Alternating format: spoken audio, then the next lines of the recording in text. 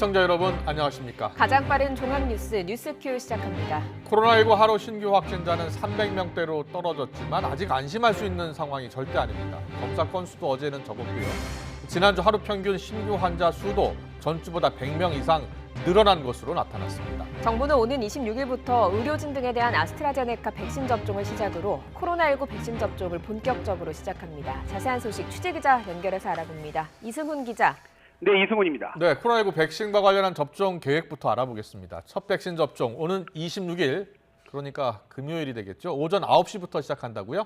예, 그렇습니다. 첫 접종은 국내에서 위탁 생산한 아스트라제네카 백신입니다. 26일 오전 9시에 최초 물량을 의료진 등에게 먼저 접종합니다. 이에 앞서 해당 백신은 모레인 24일부터 순차적으로 경기도 이천 물류센터로 공급하고요.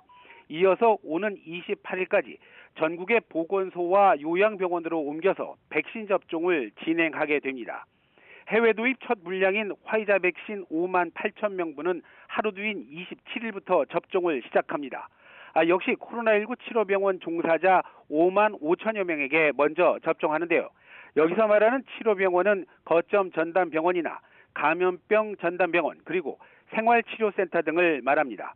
물론 접종 대상자가 120명이 넘는 전담병원 등에서는 접종에 따른 의료 공백을 줄이기 위해서 자체 접종도 병행해 진행하기로 했습니다.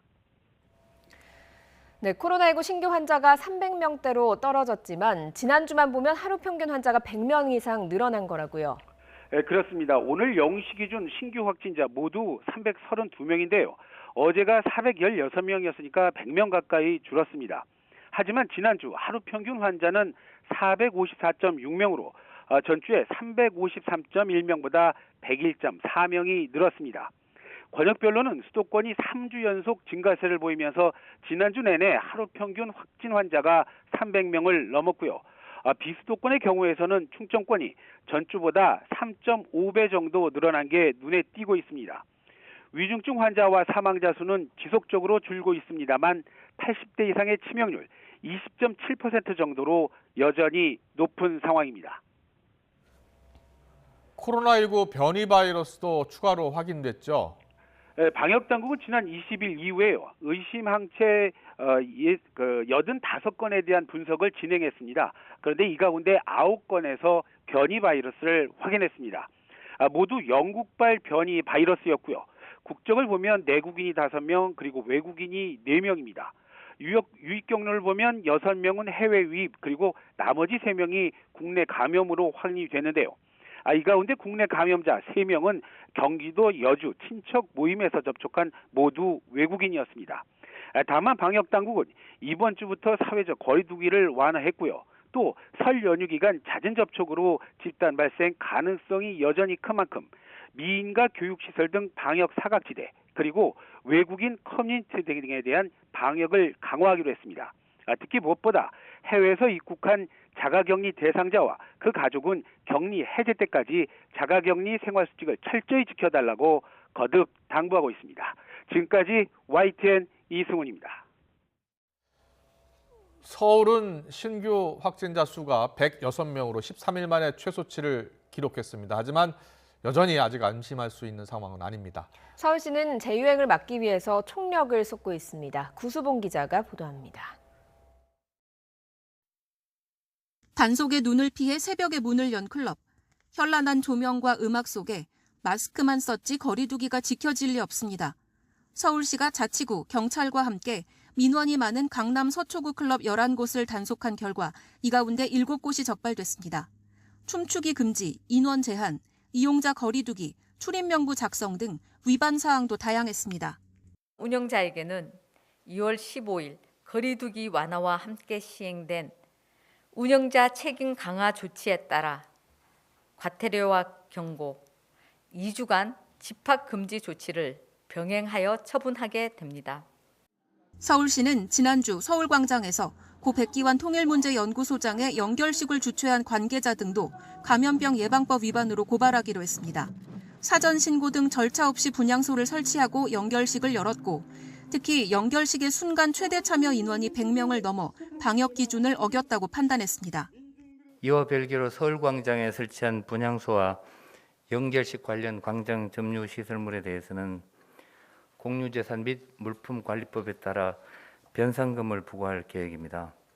변상금 267만 원은 관련 절차 등을 거쳐 다음 달 중순쯤 부과됩니다.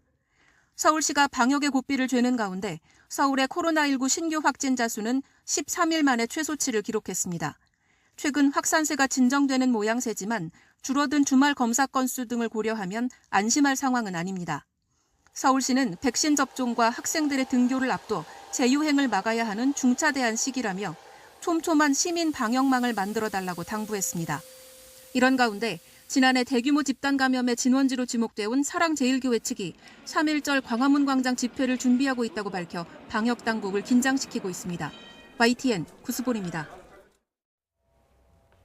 이번 주에 시작되는 코로나19 백신 접종과 관련해서 김창룡 경찰청장은 생산, 보관 장소, 접종센터 등의 안전 확보와 질서 유지에 작은 문제도 발생하지 않도록 임무를 수행하겠다고 강조했습니다. 또 백신 체험담이나 후유증에 관련한 가짜 뉴스에는 관계 부처가 공동 대응할 예정이라며 국민 불안을 조장하는 허위 사실엔 엄정 대응하겠다고 말했습니다. 유은혜 부총리 겸 교육부 장관은 사회적 거리두기 2단계까지 유치원과 초등학교 1, 2학년, 특수학교 학생들은 매일 등교를 준비하고 있다며 신학기 등교 확대 방침을 거듭 강조했습니다. 또 대면 수업이 꼭 필요한 학생들에게 등교 수업을 확대하고 다른 학년 학생에게도 점차 대면 수업을 확대하는 방향으로 준비해야 할 것이라고 덧붙였습니다. 중소상인과 실내체육시설 단체 회원들이 코로나19로 인한 영업 제한, 금지 조치에 대한 손실보상을 정부에 요구하고 나섰습니다. 대한당구장협회 등 중소상인단체 11곳은 오늘 정부 서울청사 앞에서 기자회견을 갖고 일괄적인 재난지원금이 아니라 방역 지침을 준수하면서 실제로 발생한 손실에 대한 보상이 필요하다고 주장했습니다. 정부가 다음 주 국회 제출을 목표로 1차 추가 경정 예산안을 준비하고 있습니다. 홍 부총리는 오늘 기획재정부 확대 간부회의를 열고 코로나19 피해 지원과 고용 대책, 방역 지원 등을 담은 추경안을 이번 주까지 마무리해달라고 말했습니다. 사퇴 입장을 고수하고 휴가에 들어갔던 신현수 청와대 민정수석이 사실상 사의를 철회했습니다. 신 수석은 휴가에서 복귀한 뒤 자신의 거취를 문재인 대통령에게 일임하겠다고 했습니다. 취재기자 연결해서 알아보겠습니다. 홍선기 기자. 네, 청와대입니다. 네, 신 수석이 거취를 일임했다라고 했는데요. 결국 사의를 접은 걸로 보면 되겠습니까? 네, 그렇게 보면 될 것 같습니다. 정만호 청와대 국민소통수석은 신현수 민정수석이 오늘 휴가에서 복귀한 뒤에 자신의 거취를 문재인 대통령에게 일임했다고 밝혔습니다. 또 거취를 일임하는 것과 동시에 최선을 다해서 직무를 수행하겠다는 말을 했다고 덧붙였습니다. 신현수 민정수석은 오늘 아침 문 대통령 주재 티타임에 참석을 했고 오후에 열린 수석 보좌관 회의에도 참석한 것으로 확인됐습니다. 문 대통령은 그러나 회의석상에서 민정수석 거취와 관련된 입장은 따로 밝히지 않았습니다. 이로써 신현수 민정수석은 사실상 사의를 접고 업무에 복귀했다고 보면 될 것 같습니다. 이 사의 철회가 아니라 거취를 일임했다는 표현 때문에 문 대통령이 사의를 수용할 가능성도 있는 것 아니냐는 해석이 나왔는데요. 이와 관련해 청와대 고위 관계자는 신 수석이 사의를 표명한 걸 문 대통령이 반려했고 이후 거취를 일임한 것이기 때문에 일단락이 된 것으로 봐야 한다고 설명했습니다. 문 대통령이 사의를 반려한 상황에서 거취를 일임한 민정수석을 해임할 가능성은 없다는 뜻으로 풀이됩니다. 이 관계자는 또 신 수석이 휴가 중이던 주말에 검찰 후속 인사에 대해서도 협의를 하는 등 민정수석 업무를 진행했다고 밝혔습니다. 또 박범계 법무부 장관이 재가도 받지 않은 상태에서 검찰 인사를 발표했다는 것은 사실이 아니라고 거듭 부인했습니다. 이와 함께 신 수석이 박 장관에 대한 감찰을 요구했다는 보도 역시 신 수석이 직접 부인한 것으로 확인했습니다. 신현수 수석이 장고 끝에 자신의 거취를 문 대통령에게 일임하는 형식으로 민정수석 사의 파동은 일단락되는 모습입니다. 그러나 사의 표명과 반려가 반복되고 이를 두고 청와대 내부와 여당 안에서까지 바람직하지 않다는 비판이 이어진 만큼 파장은 쉽게 가라앉지 않을 가능성이 커 보입니다. 지금까지 청와대에서 YTN 홍성기입니다. 국회에서 진행 중인 국회 법제사법위원회에서는 검찰 인사를 둘러싼 갈등을 두고 여야가 격돌하고 있습니다. 국민의힘은 보고체계를 지키지 않은 것은 국정농단이 아니냐며 맹공에 나섰고 민주당은 별다른 문제는 없었던 것 아니냐고 반박했습니다. 국회 취재기자 연결합니다. 이경국 기자. 네, 국회입니다. 네, 검찰 인사 관련 논란이 끊이질 않았는데요. 여야가 거센 공방을 벌이고 있다고요? 네, 그렇습니다. 오늘 오전부터 국회 법제사법위원회 전체 회의가 진행 중입니다. 애초 지난 18일 회의가 진행될 예정이었지만 이용구 법무부 차관의 고열 증세를 이유로 불出석하며 오늘로 미뤄졌습니다. 오전 업무보고에 이어서 오후부터 본격적인 질의가 시작됐는데요.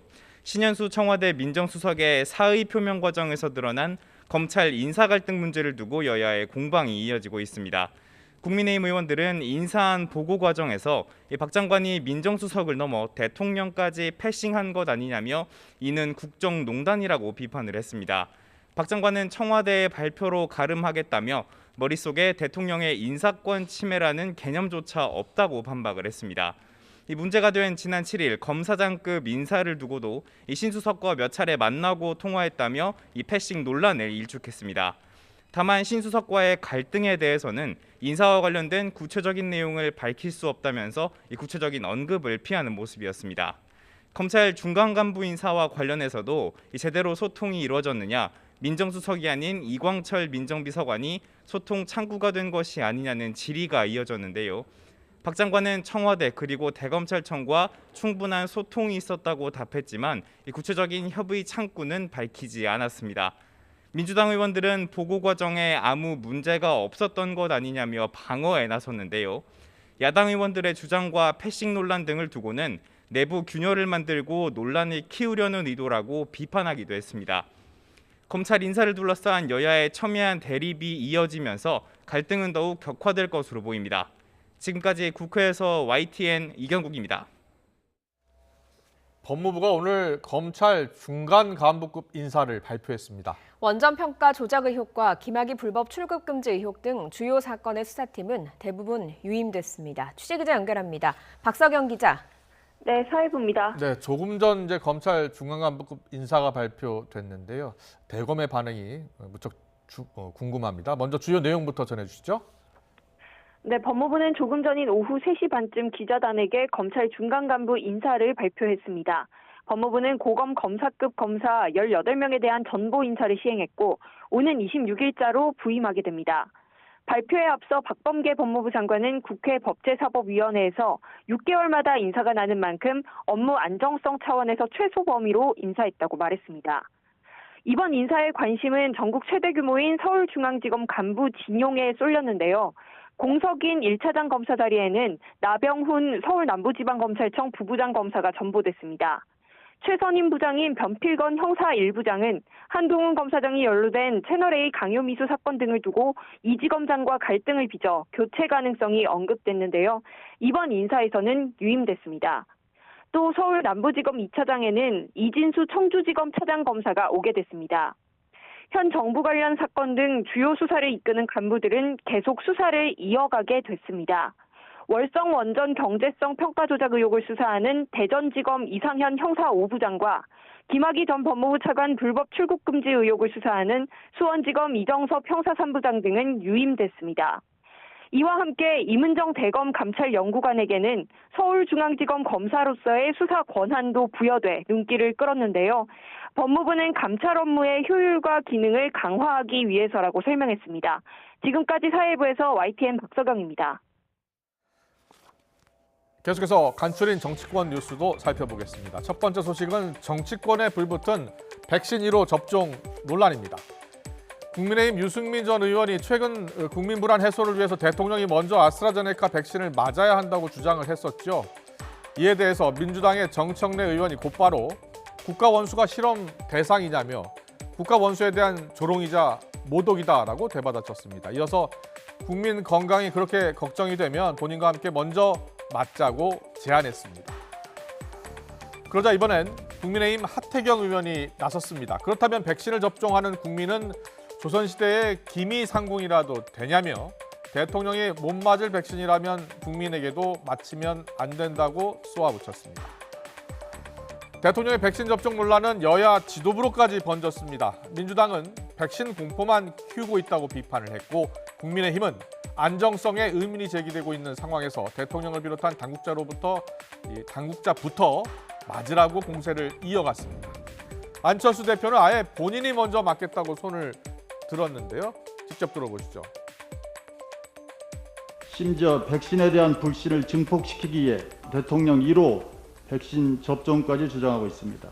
대통령을 비롯한 정부의 책임 있는 당국자부터 먼저 접종을 해서 국민들에게 백신 불안증을 해소해 줄 것을 요청합니다. 정부가 허락한다면 저는 정치인이자 의료인의 한 사람으로서 먼저 아스트라제네카 백신을 맞을 용의가 있다는 점 말씀드립니다. 다음 소식은 국회에서 열린 산업재해 청문회 소식인데요. 최근 포스코에서 산재 사망 사고가 잇따르고 또 지난 8일엔 롤러 교체 작업을 하던 협력업체 직원이 안타깝게 목숨을 잃었습니다. 그런데 허리 통증을 이유로 청문회 불출석 사유서를 제출했다 뒤늦게 증인으로 참석한 최정우 포스코 회장에 대한 질타가 이어졌습니다. 국회 회의장으로 가보겠습니다. 그 진단서 내라고 한 사람은 아마 증인의 친구라기보다는 적일 겁니다. 주로 보험 사기꾼들이 내는 건데 그 주식회사 포스코 대표이사께서 내실 만한 그런 진단서는 아니라고 보이고요. 허리는 원래 아프신 걸로 알고 있습니다. 많이 괴로우시죠? 지금 뭐 괜찮으십니까? 예, 제가 평소에 디스크를 앓고 있는데 가끔씩 무리하면은 좀 언제든지 불편하시면 말씀하십시오. 예. 그 허리 아픈 것도 그랬는데 불편한데 그 롤러에 뭐 압착돼서 죽고 그러면 뭐 얼마나 괴롭고 고통스럽겠습니까? 그렇죠? 논란이 될 법한 발언도 나왔습니다. 한영석 현대중공업 대표가 산업재해는 안전하지 않은 작업자의 행동으로 잘 일어난다라고 말을 한 겁니다. 사고가 일어나는 유형을 보니까 실질적으로 불안전한 상태하고 작업자의 행동에 의해서 많이 일어나더라고요. 산재의 주요 원인 중에 하나가 불안전한 행동이라고 하시면서 이게 작업자들이 뭘 지키지 않아서 행동을 잘 못한다 이런 말씀하셨는데 이런 생각을 갖고 있다라면은 아마 중대재해처벌법에서 피해가지 못하실 것 같습니다. 산업재해 원인을 직원 탓으로 돌리는 것처럼 들리는데요. 자, 오늘 출석한 기업 대표들 일제히 연이은 산재에 정말 죄송하다면서 고개를 숙였습니다. 산업 현장에서 쓰러져간 노동자들 또 유족들을 향한 기업 대표들의 약속 이번만큼은 반드시 지켜졌으면 좋겠다는 뜻에서 다시 한번 들으면서 간추린 정치권 뉴스 마치겠습니다. 또 이 자리에서 유족분들께 진심으로 사죄드립니다. 안전 처신 경영에 반영하여 무죄 사업장을 만들도록 하겠습니다. 산재 사고로 고인되신 분들한테 영령에 대해서 매우 심심한 유감을 표합니다. First, I want to say I deeply apologize and my condolences for the passing of Mr. Jong. 어제 오후 경북 안동에서 발생한 산불이 21시간 만에 꺼졌습니다. 산림당국은 오늘 낮 12시 20분쯤 경북 안동시 임동면에 난 산불의 진화를 마무리했다고 밝혔습니다. 당국은 오전 7시부터 산불 헬기 23대와 진화 인력 2천여 명을 투입해서 진화 작업을 벌인 끝에 발생 21시간 만에 진화를 완료했습니다. 산림당국은 헬기 10대와 인력 1,300여 명을 잔류시켜서 잔불을 정리하고 재발화를 감시하고 있습니다. 충북 영동과 충남 논산, 경남 하동의 산불도 진화가 완료됐습니다. 이번 산불로 모든 지역에서 인명피해는 다행히 없었지만 수십 헥타르에 달하는 산림이 소실되는 피해를 입었습니다. 이성우 기자입니다. 시뻘건 불길이 산 능선을 따라 길게 이어져 있습니다. 소방관과 산불 진화 대원 등이 불을 꺼보려 애쓰지만 강한 바람과 날이 어두워 불길을 잡는 데 어려움을 겪습니다.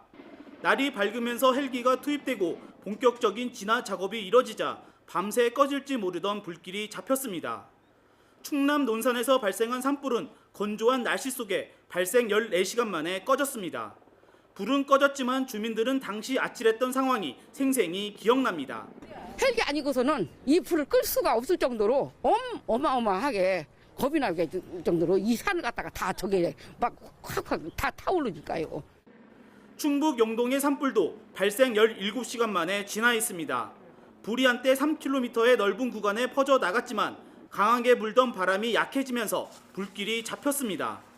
집으로 불이 옮겨 붙을까 걱정하던 주민들은 급하게 몸을 피했습니다. 밤에는 모두 이장이 저 우리 동네 이장이 있는데 대패락 해가지고 저 경동에서 대패하고 있다가 어제 2시 다 돼서 왔어요 밤에. 산림당국 등은 이번 불이 주민이 무심코 버린 화목 보일러의 재해 남은 불씨가 바람을 타고 산으로 옮겨 붙은 것으로 보고 있습니다. 대나무 밭이라서 대나무가 이제 이렇게 튀니까 비산화가 돼가지고 좀 주택 보일러에 재를 치우는 과정에서 화재가 발생해가지고요 진화에 어려움이 있었습니다. 경남 하동군의 산불도 날이 밝자마자 헬기 19대가 집중 투입돼 예상보다 일찍 불길을 잠재웠습니다. 하지만 불길이 새 지점으로 퍼지면서 하동읍 먹전마을의 한때 주민 대피령이 내려지기도 했습니다. 전국 곳곳에서 발생한 산불로 다행히 인명피해는 없었지만 산림과 임야 수십 헥타르가 소실되는 큰 상처를 남겼습니다. YTN 이성입니다. 지난 주말과 휴일부터 오늘까지 많은 분들이 저희 YTN에 산불 제보 영상과 사진을 보내주셨습니다. 전국 곳곳에서 벌어진 긴박한 상황이 그대로 담겼습니다. 지왕 기자가 정리했습니다.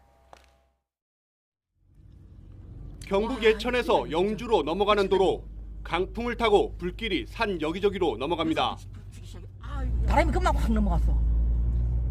아이고 저까지 갔어 저기. 세상에. 도로 양옆은 이미 모두 타고 있습니다. 차 안에까지 열기가 스며듭니다. 야 이거 큰일 났다 이거 가노 우리.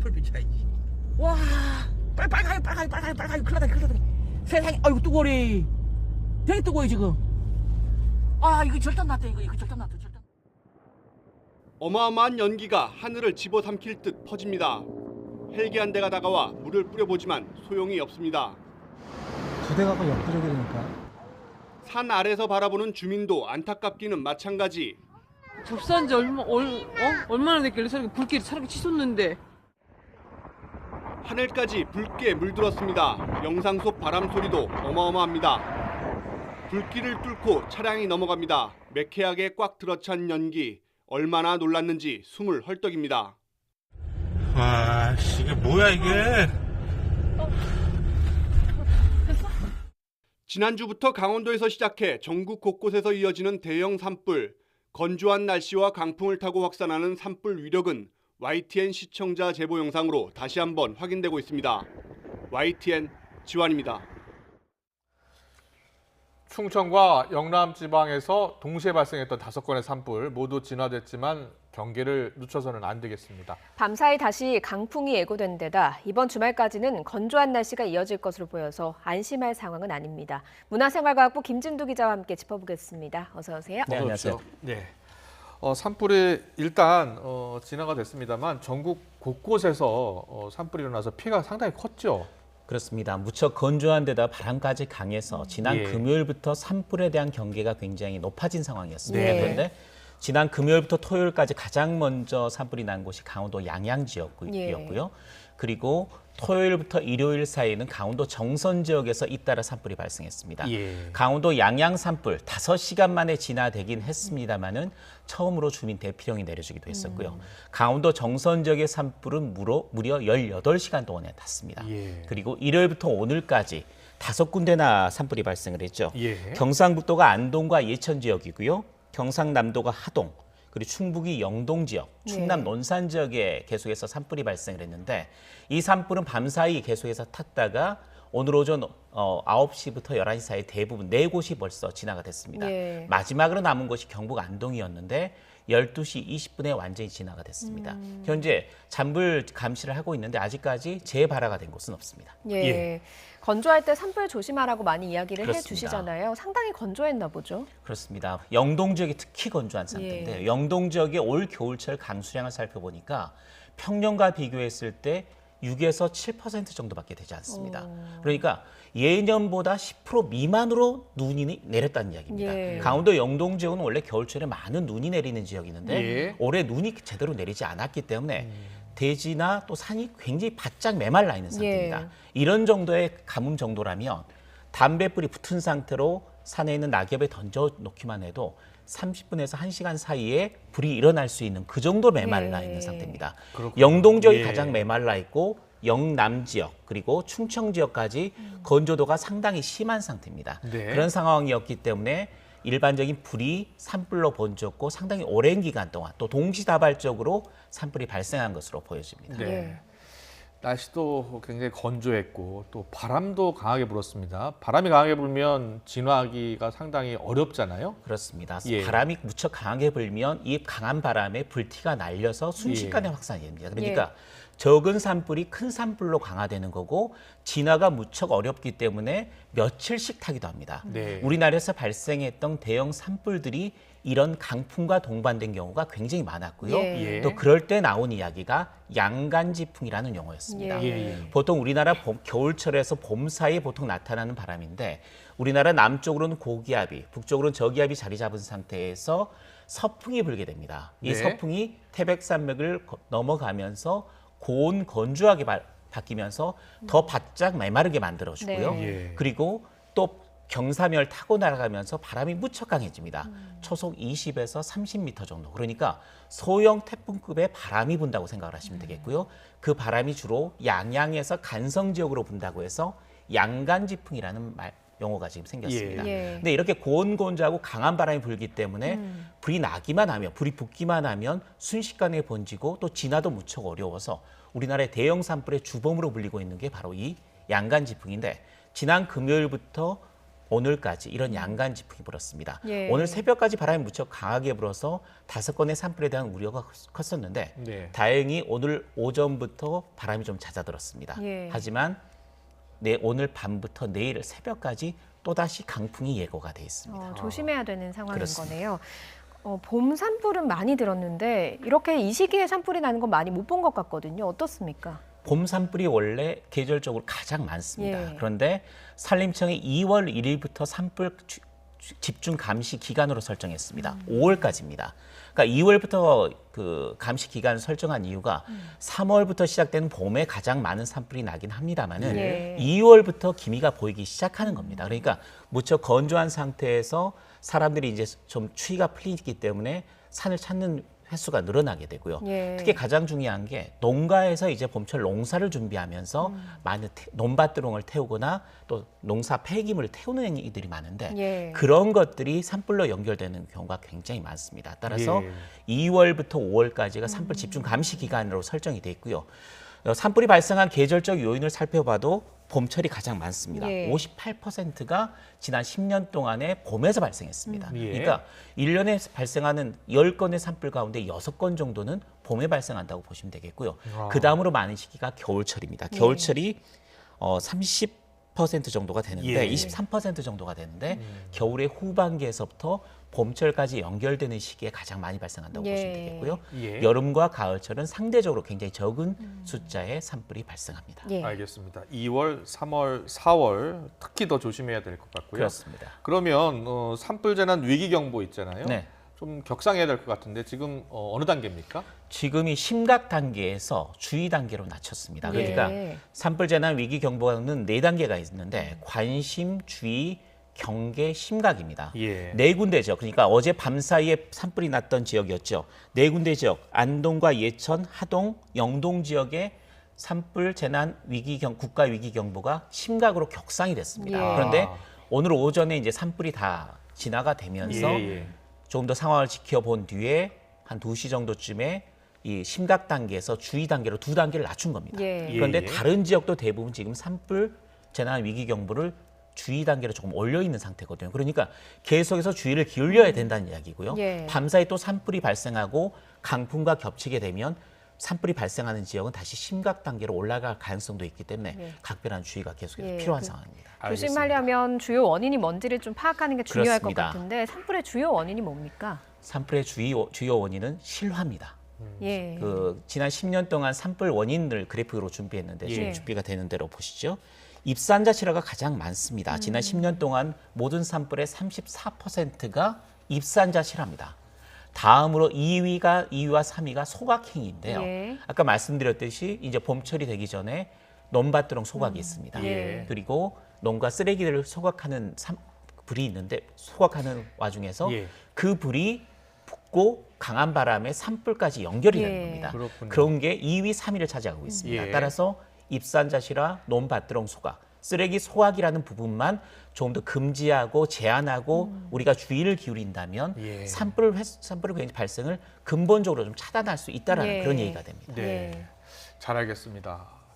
작은 불씨가 큰 불이 될 수 있으니까요. 절대로 방심해서는 안 되겠습니다. 문화생활과학부 김진두 기자와 함께했습니다. 잘 들었습니다. 고맙습니다.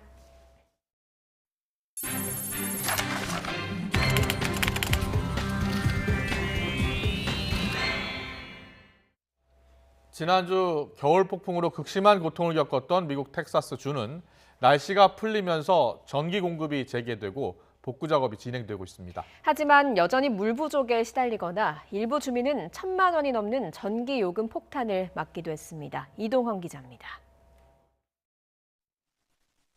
미국 텍사스주에서 차량 행렬이 긴 꼬리를 물고 있습니다. 생수 배급을 받기 위해 기다리는 차량들입니다. But it only came on as a trickle. So we weren't able to get any water or anything like that. 지난 주말부터 날씨가 풀리면서 복구 작업이 이루어지고 있지만 텍사스 주민의 절반 가까운 1,400만 명이 여전히 물 부족에 시달리고 있습니다. I don't have any water. That's what we're boiling water in. 한파로 인한 정전으로 수도 시설이 가동을 멈춘 가운데 곳곳에서 수도 배관이 얼어 터진 때문입니다. 대규모 송전망 장애와 전기 수요 급증으로 발생한 정전 사태는 대부분 정상을 회복했습니다. 하지만 지난주 전기를 공급받은 일부 주민에게 요금 폭탄이 날아들었습니다. 수천 달러에서 만 달러 이상까지 우리 돈 1,000만 원이 넘는 전기 요금이 나왔습니다.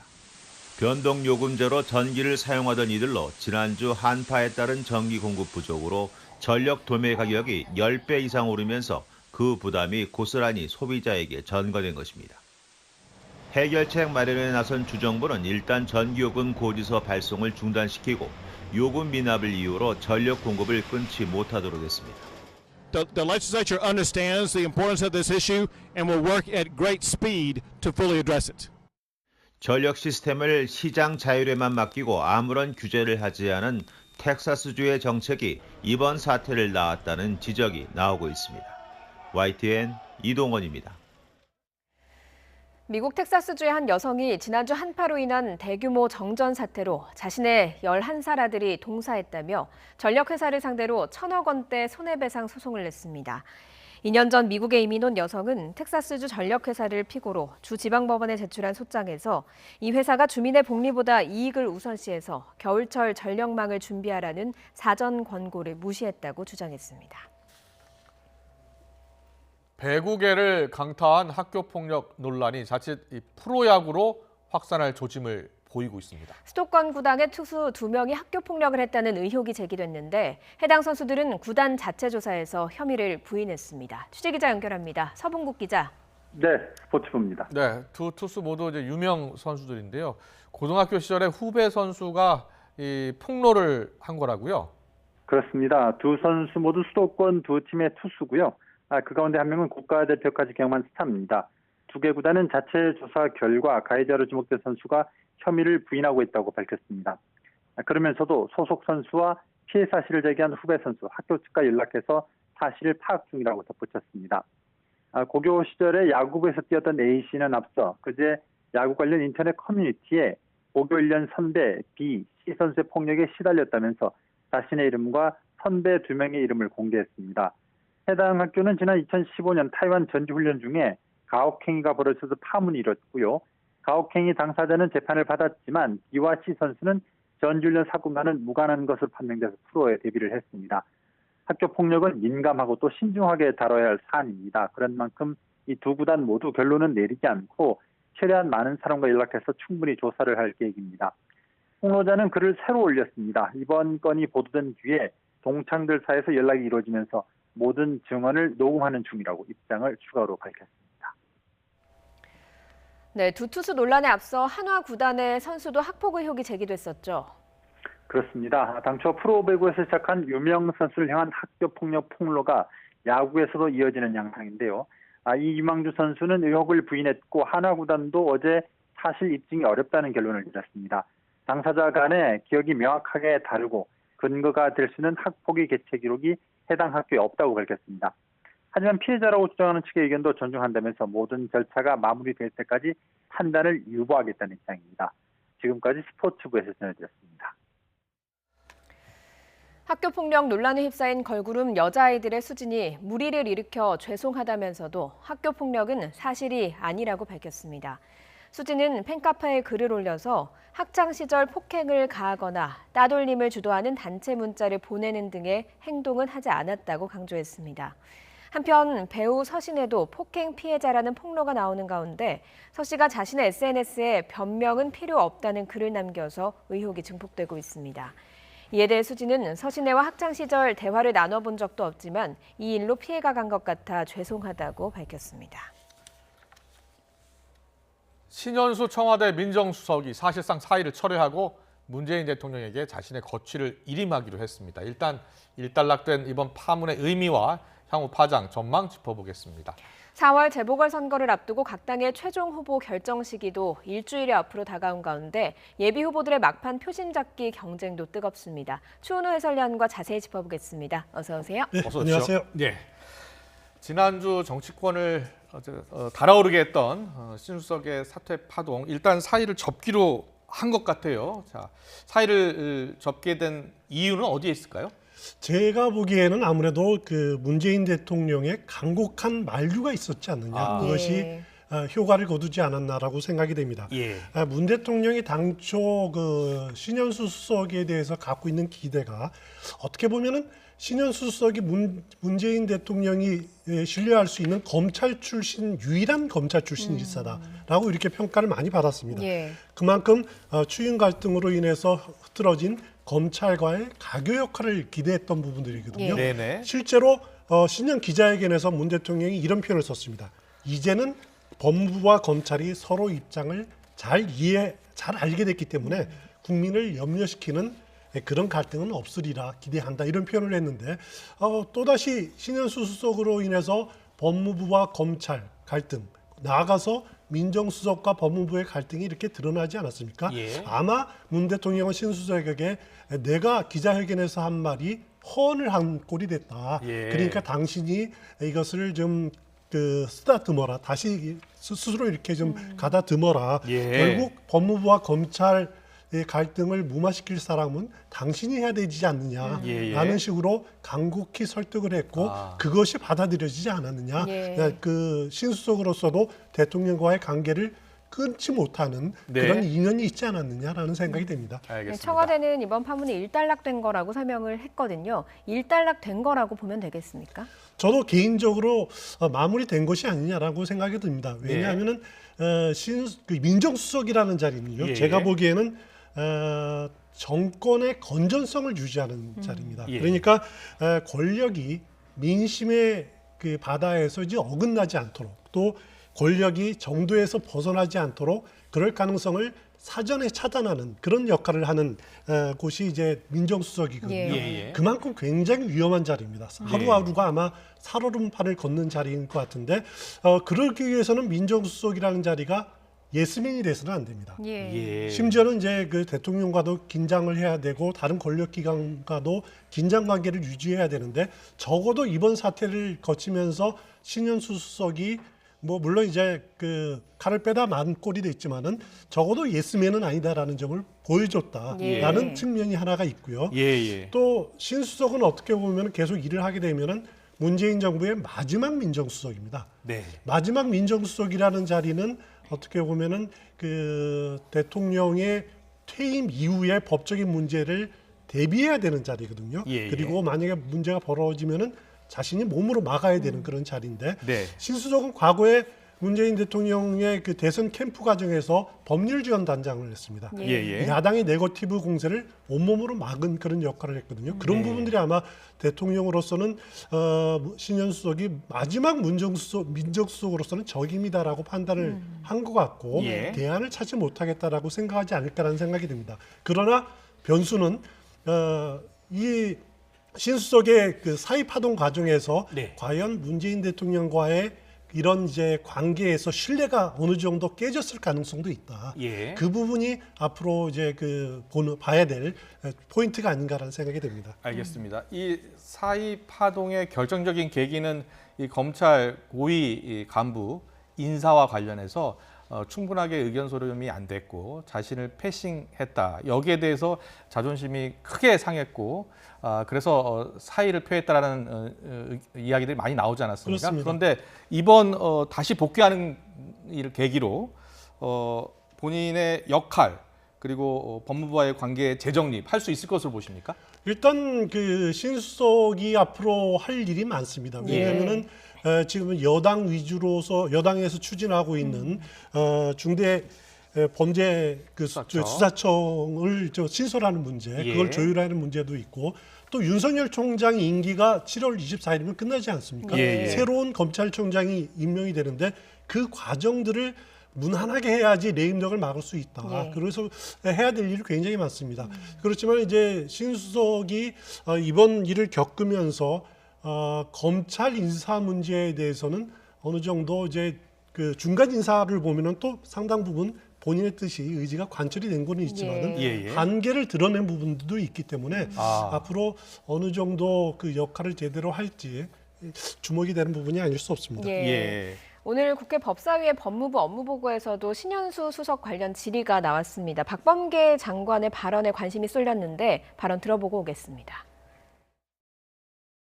그 지난 주말에 신수석과 연락이나 만남 가지셨습니까? 확인해드리기 어렵습니다.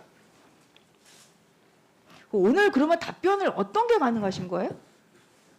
물어봐 주십시오. 진로만 있고 지금 답변이 없는 거 아니겠습니까? 답변이 가능하면 물어봐야지. 잠시만요.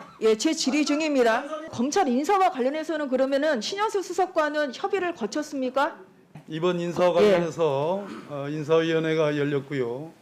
제 판단으로는 충분한 소통이 됐다고 생각합니다.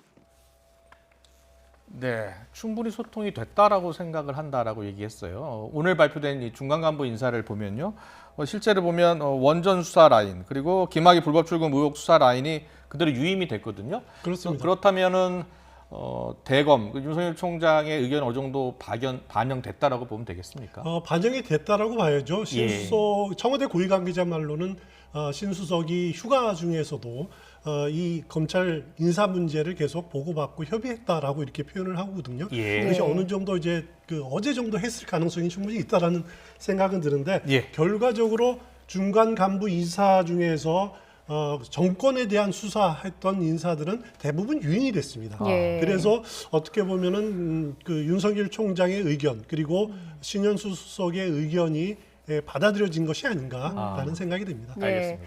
오전까지는 사실 신수석이 돌아오지 않을 거라는 보도도 많고 예측이 그렇습니다. 많았어서 그랬는지 민주당 일각에서 신수석에 대해서 좀 비판의 목소리를 내는 경우가 많았습니다. 복귀하면서 그렇게 이야기를 한 의원들이 좀 머쓱해졌거든요. 일단 여당 의원들 보니까 이제 김용민 의원 경우에는 이번 사태에 윤석열의 그림자가 보인다. 그리고 김경엽 의원은 신수석이 자기 정치를 하려는 것이다라고 이렇게 어떻게 보면 폄하하는 발언들을 많이 했고 그게 결과적으로 이렇게 머쓱해졌다라고 표현도 맞는 생각이란 듭니다. 하지만 이제 이런 점이 있어요.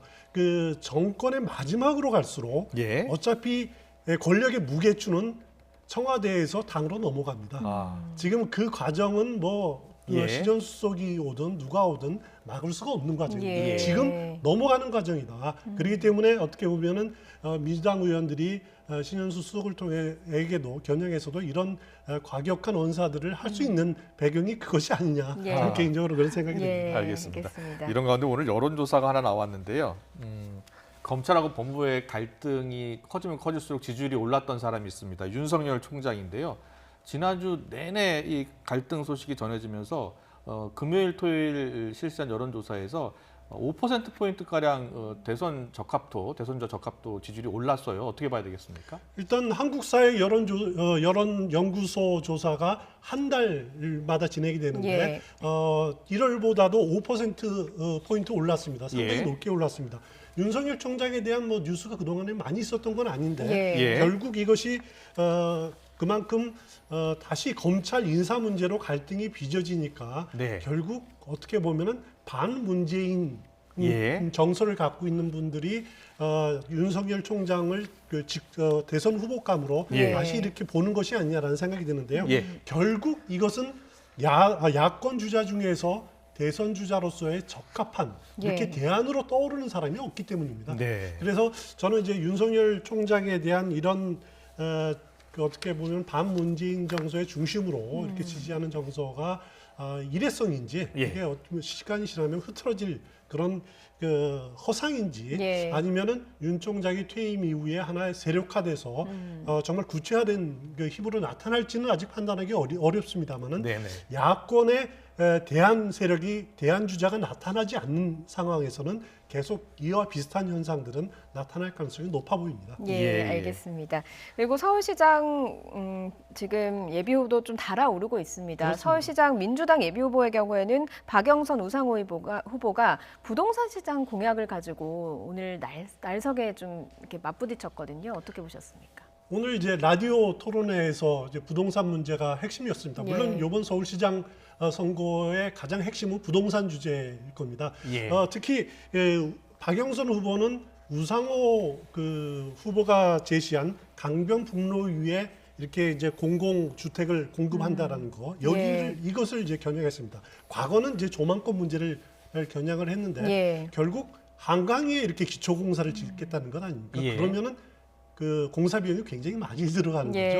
그래서 이 공사 비용을 산정해 받느냐라고 공세를 취했는데 반면에 박영선 후보의 공약은 경부고속도로를 지화한다는 것이죠. 거기에다가 이제 또 주택 공급한다는 건데 우상호 후보는 거기에 대해서 왜 강남에 개발을 집중하느냐라고 공세를 했는데 여기서 이제 오늘 그 토론회에서 지적은 되지 않았지만은 박영선 후보가 지금 제시한 21분 도시 그 가장 핵심 중에 하나가 이제 대표적으로 꼽은 데가 여의도 아닙니까? 여의도 이렇게 가로지르는 도로에다가 거기다가 스마트팜을 만들고 공공주택을 짓겠다라는 것 아닙니까? 마찬가지 우상호 후보한테 있었던 비판이 마찬가지로 적용 가능합니다. 그 밑에 9호선이 지납니다. 그리고 여의도역에 남북으로는 또 5호선이 지납니다. 굳이 이렇게 기초공사비가 많이 들고 위험한 그 지역에다가 그런 스마트팜과 그 수직공원을 지을 필요가 있느냐, 이런 비판 충분히 가능해 보입니다. 알겠습니다. 여당 이제 최종보 선출까지 약 일주일 정도밖에 남지 않았어요. 그런데 이제 여당의 고민이 경선에서 좀 흥행, 그러니까 국민적인 관심이 좀 높아지면 좋은데 그렇게 흥행 분위기는 나오지 않거든요. 그렇습니다. 토론회 자체가 이렇게 서로 두 후보 간에 쟁점은 가끔 나타나기는 하지만은 서로 이렇게 존중하는 마음이 강해서 그런지 이렇게 날선 비판들은 없어 보이더라고요. 그래서 토론회 자체는 좀 밋밋하다 그런 이제 그 결점은 있습니다. 하지만 그 민주당으로서는 기대를 하는 것이 이번 선거가 이제 보궐선거 아닙니까? 평일에 치른 보궐선거다 보니까 아무래도 조직의 힘이 발휘할 거다. 조직의 힘이 크게 작용할 거다. 민주당은 조직으로서는 굉장히 탄탄합니다. 그 2011년 박원순 그 당시 무소속 후보였지만 박원순 후보가 시장에 당선된 이후 10년 동안 한 번도 선거에서 서울에서의 선거에서 져본 적이 없습니다. 총선, 대통령 선거, 서울시장 선거. 그 결과 지금 서울시의 정치 지형이 구청장 25명 중에 24명입니다. 서울시의원 110명 중에서 101명입니다. 그렇군요. 국회의원 41명 중에서 41명입니다. 이 탄탄한 조직을 가지고 조직 선거를 통해서 승산이 있다. 이렇게 기대를 하고 있는 겁니다. 그리고 안철수 국민의당 대표는 임명진 목사를 만났습니다. 대표적인 보수 인사 아니겠습니까? 그렇습니다. 새누리당 비대위원장도 지냈고요. 안철수 대표와 보수 안 맞는 것 같은데 좀 보수적 색채를 더해간다 이렇게 봐도 되겠습니까?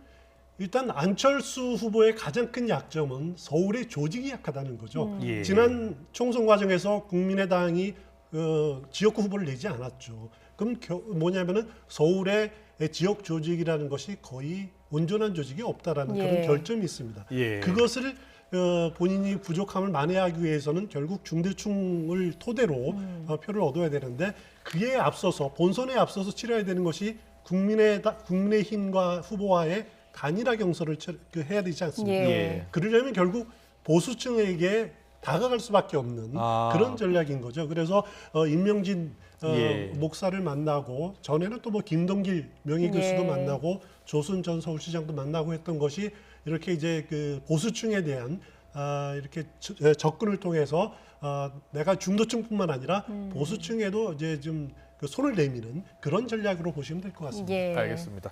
국민의힘 부산시장 경선을 보면요. 박민식, 이현주 두 예비후보가 단일화에 합의했어요. 어떻게 보십니까?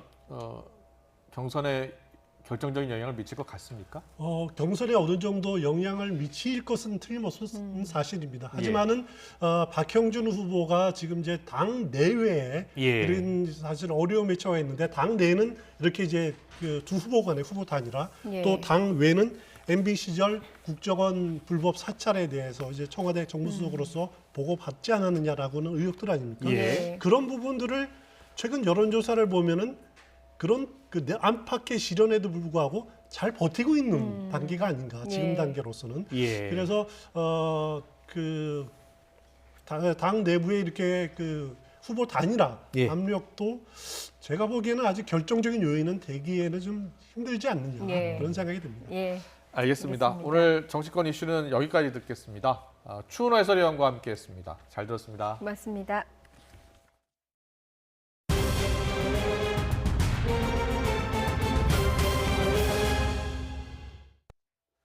네, 코로나19 신규 확진자 수 일주일 만에 300명대로 뚝 떨어졌습니다. 하지만 방역 지표는 경고등이 켜졌습니다. 검사 건수가 확 줄어들었기 때문인데요. 이승은 기자가 전해드립니다.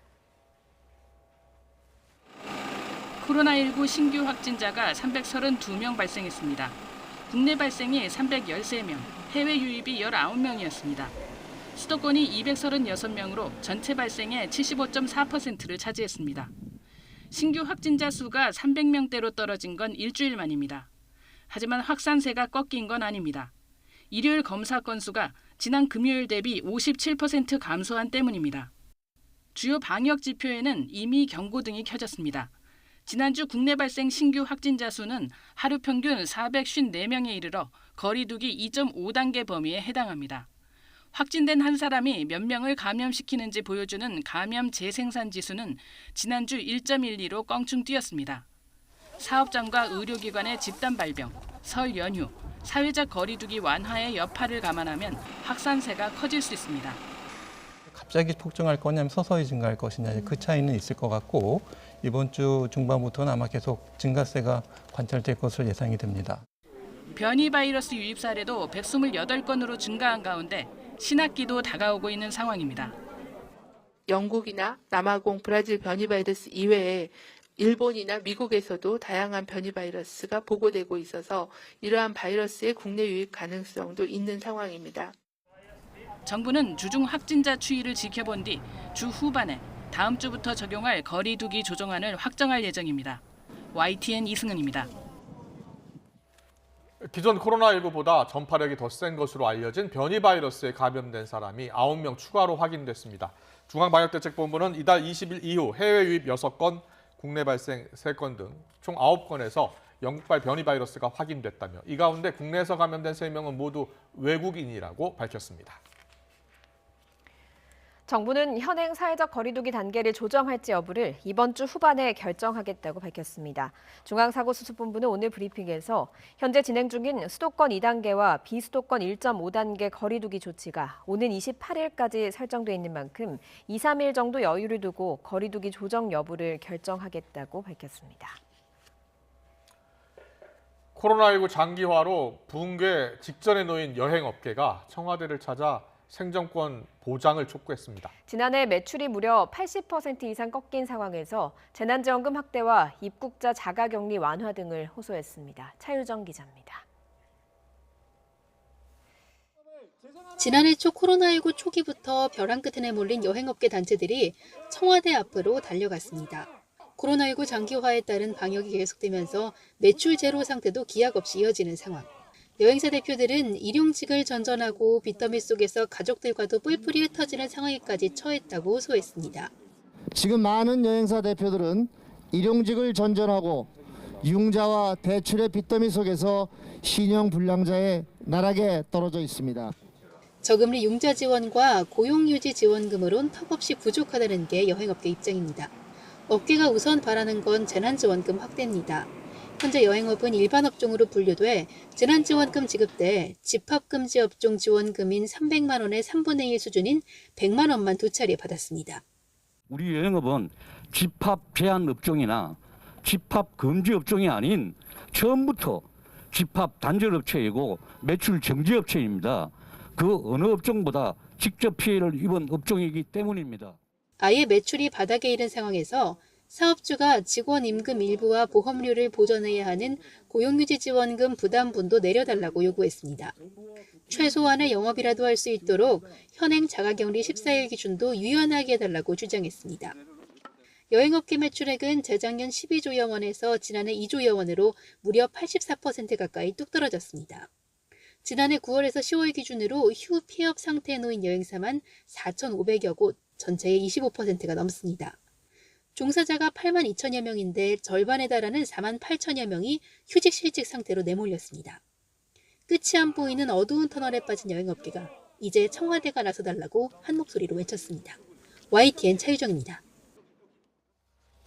전체 인구의 30%가 백신 접종을 완료한 이스라엘이 현지 시간 일요일부터 봉쇄 조치를 상당 부분 풀면서 일상 정상화에 한 걸음 더 다가갔습니다. 영국은 당초 예정보다 앞당겨서 7월 말까지 백신 1차 접종을 마치기로 했습니다. 박상남 기자입니다.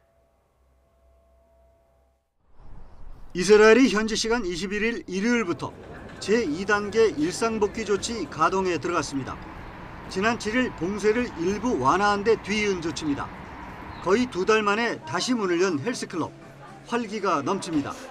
하지만 누구에게나 개방된 건 아닙니다. 백신 2차 접종까지 마쳤거나 감염 후 회복돼 그린패스를 발급받은 사람들만 이용이 가능합니다. I'm happy to be finally back. I'm happy we got the vaccines here so quickly. We got both, so I have the green passport. And now we can start to work out again. And let's hope it will stay like this and we don't go back to the way it was before. 수영장이나 영화관 등도 그린패스가 있어야만 들어갈 수 있습니다. 현재까지 1, 2차 백신 접종을 모두 마친 사람은 288만여 명으로 전체 인구의 30%를 넘었습니다. 다시 문을 연 일반 상점과 쇼핑몰 등은 백신 접종 여부에 관계없이 이용할 수 있습니다. אנחנו ממש שמחים לחזור, מתרגשים מאוד, מצפים לקהל שיגיע. 이스라엘에선 강력한 봉쇄 조치와 함께 접종이 빠르게 진행되면서 한때 10,000명을 넘었던 하루 확진자 수가 최근 3,000명대 초반까지 떨어졌습니다. 영국도 백신 접종 속도를 더 높여 18세 이상 성인의 1차 접종을 7월 말까지 끝내기로 했습니다. 원래 계획보다 2달 앞당겼습니다. And then all adults should be offered a jab by the end of July. We now think that we have the supplies to be able to do that. 보리스 존슨 영국 총리는 7월 말 목표를 달성하면 취약 집단을 더 빨리 보호하고 전국의 봉쇄를 더 완화할 수 있을 것이라고 밝혔습니다. 영국 정부는 현지 시간 22일 월요일 봉쇄 완화 계획을 발표할 예정입니다.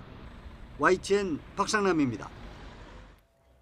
강력 범죄를 저지른 의사의 면허를 취소하는 법에 반발해서 의사협회가 총파업 카드를 꺼내자 민주당은 정부에 단호한 대처를 주문했습니다. 반면 국민의힘은 하필 의사의 협조가 필요할 때 심기를 건드리느냐며 법안 처리 시점을 문제 삼았습니다. 최하영 기자입니다.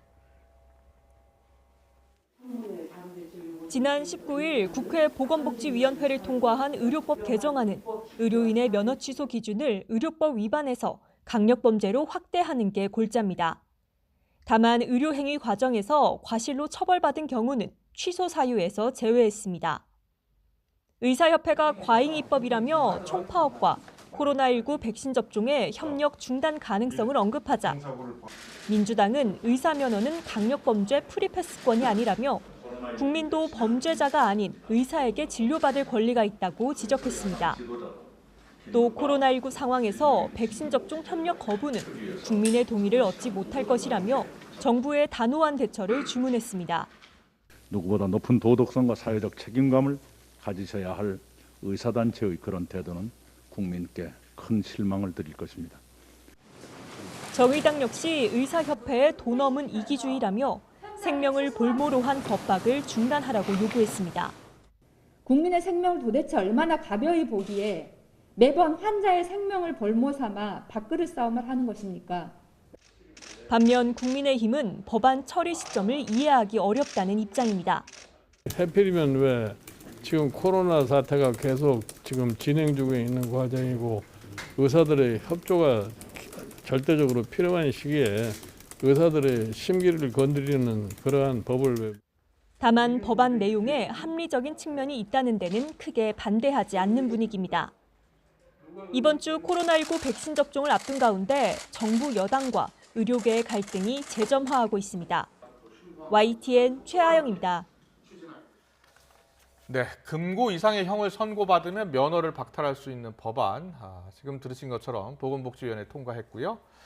정부와 의료계가 다시 갈등의 소용돌이에 빠질 조짐을 보이고 있습니다. 정영준 보건의료단체 연합 정책위원장 연결해서 이번 갈등의 배경과 전망, 해결책 등에 대해서 짚어보겠습니다. 위원장님 나와 계시죠? 예, 안녕하세요. 네, 안녕하십니까. 이제 이 법안은 법사위 통과를 앞두고 있고 본회의 통과하면 이제 확정이 됩니다. 그런데 의사협회가 지금 강력히 반대하고 있는데 의사협회가 왜 반대하고 있는 겁니까?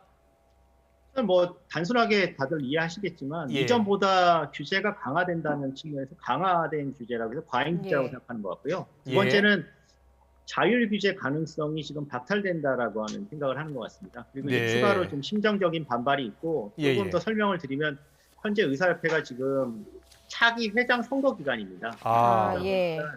대정부 강경파들이 지금 협회를 장악하고 있기 때문에 이분들이 좀 강경한 발언들이 더 많이 쏟아지는 것이 아닌가 이렇게 생각합니다. 그렇군요. 뭐 정치적인 배경까지 있는 것 같다라고 이야기를 해주셨습니다. 일단 의협 측의 이야기를 보면 의사 면허에 대한 자율적인 징계권을 주면 엄격하게 의사협회 차원에서 관리를 하겠다 이렇게 이야기를 했습니다. 이 주장에 대해서 어떻게 생각을 하시는지요? 자율징계권은 충분히 토론해볼 만한 문제라고는 생각합니다. 주요 선진국에서 강력한 사실 의사사회 동료평가에 기반한 자율징계권이 사실 존재하는데요. 근데 이제 의료과실과 관련된 규제가 자율규제에서 좀 효과적인 부분이거든요. 아무래도 의료과실은 전문가들이 상의를 하는 것이 훨씬 더 낫기 때문에. 그렇지 않은 부분에 대해서는 이번에 이제 다루고 있는 부분이 사실 자율규제 징계권하고 상충되는지는 잘 이해하기가 어렵고요. 또 하나는 한국의 이제 의료 공급이 상당히 민간주도이기 때문에 의료의 공공성 수준과 연계돼서 사실 이 자율규제권이 논의가 돼야 효과적인 대안이 될 거라고 생각합니다. 알겠습니다. 공공성 부분을 좀 더 강화하고 나서 이 자율규제권 이야기를 꺼내는 게 좋겠다라는 의견을 주셨는데 그런데요, 일각에서는 이 변호사, 회계사, 법무사도 보통 이제 금고 이상의 형을 받으면 자격을 박탈당하잖아요. 그래서 의사들이 너무 특권 의식이 있는 것 아니냐 이런 지적도 있어요. 어떻게 보세요? 그 부분도 사실 좀 합의 사항이라고 생각해요. 저희는 사회적 합의의 과정이라고 보고요. 그리고 이번에 강화된 어떤 규제와 관련해서 의사들만 이렇게 지금 초점이 되고 있는데 이번에 정확하게는 이제 의사들만 강화되는 게 아니고 의료인에 대한 그 자격증이 강화되는 겁니다. 그렇군요. 여기 이제 우리 법안상 이제 의료인이라 하면 간호사, 조산사, 치과의사, 한의사가 포함이 되거든요. 보건복지부 장관의 면허를 받은 직능이 다 포함이 됩니다. 그런 측면에서 봤을 때는 이번 사안이 단순히 의사만 고려하는 것은 아니기 때문에 범사회적인 이런 보건의료 인력 관리 측면에서 논의되는 부분이라는 점을 좀 이해할 필요는 있을 것 같습니다. 그런데 이제 의협 같은 경우에는 파업에 나설 가능성도 지금 내비쳤습니다. 그러면서 백신 접종의 협력에 장애가 있을 것이다 이렇게 이야기를 하기도 했거든요. 어떻게 보십니까? 총파업에 나서면 백신 접종에 좀 차질이 있겠습니까? 일단 뭐 그런 일이 절대 벌어지지 않아야 된다고 생각합니다. 근데 이제 조금 더 들여다보면은 저희 이제 국민들께서 작년에 이제 의사 증언권이랑 공공의대 관련해서 의사들이 이제 공동 이슈로 집단 진료 거부를 한 부분을 보시고 실망을 많이 하셨을 텐데요. 요번에 이 케이스에서는 사실 의료과실 등은 면허 취소 사유에서 제외가 됐을 뿐만 아니라 아까 제가 말씀드린 대로 의사들만 타겟으로 한 법안이 또 아니고 그리고 또 이제 의료인들 내부적으로도 지금 의료기관 스스로의 필요성 때문에 코로나19 백신은 빨리 의료인들도 접종을 해야 되는 상황이거든요. 그렇죠. 그렇게 되지 않는다면은 지금 뭐 의료기관 자체도 지금 많이 어려운 상황이고 진료 보기도 어려운 상황이고 또 그 의료기관 안에 뭐 간호간병부터 시작해서 모든 서비스들이 지금 상당히 지연되고 있고 인력 충원이 지금 안 되고 있는 상황입니다. 이 부분은 백신 접종과 밀접한 연관이 있기 때문에 아까 제가 말씀드린 부분의 강경한 발언이라는 수준에서는 계속 나오고 있겠지만은 실제로 지도부의 호언처럼 백신 접종까지 차질을 빚을 정도의 어떤 집단 행동을 하기는 좀 어려워질 것이 아니냐 이렇게 생각합니다. 이번 법안이 의사뿐 아니라 의료인 전체에 해당이 된다라고 얘기를 해주셨는데 뭐 간호사 같은 뭐 다른 의료인 직군들의 생각은 어떻습니까?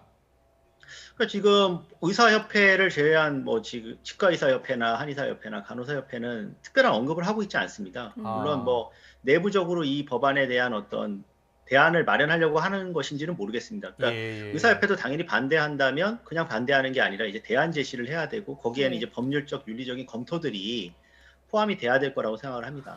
알겠습니다. 이 정부가 계속해서 얘기하는 게 국민의 생명과 안전을 볼모로 한 집단 이기주의 좌시하지 않겠다라고 얘기하고 있습니다. 정부의 강력 대응, 이런 정부의 강력 대응이 어느 정도 효과를 볼 것으로 보십니까? 어떻습니까?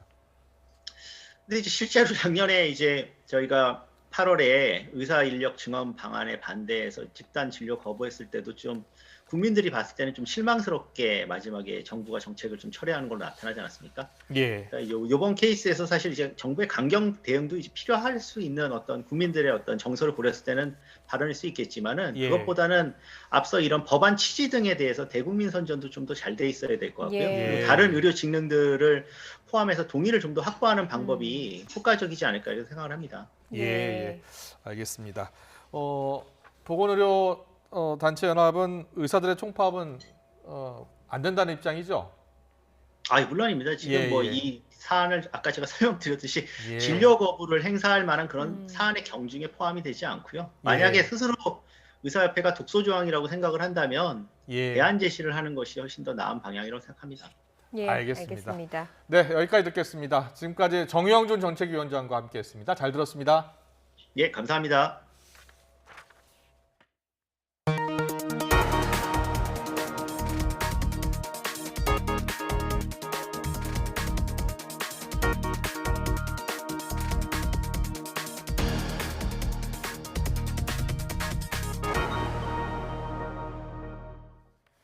경북 안동과 예천 등지에서 발생한 산불이 21시간 만에 가까스로 진화가 됐습니다. 아까운 산림 250만 제곱미터가 잿더미로 변했고 주민 수십 명이 긴급히 대피하기도 했습니다. 허성준 기자입니다. 희뿌연 연기로 뒤덮인 골짜기 사이로 시뻘건 불꽃이 보입니다. 산불 진화 헬기가 쉴 새 없이 날아와 물을 쏟아붓습니다.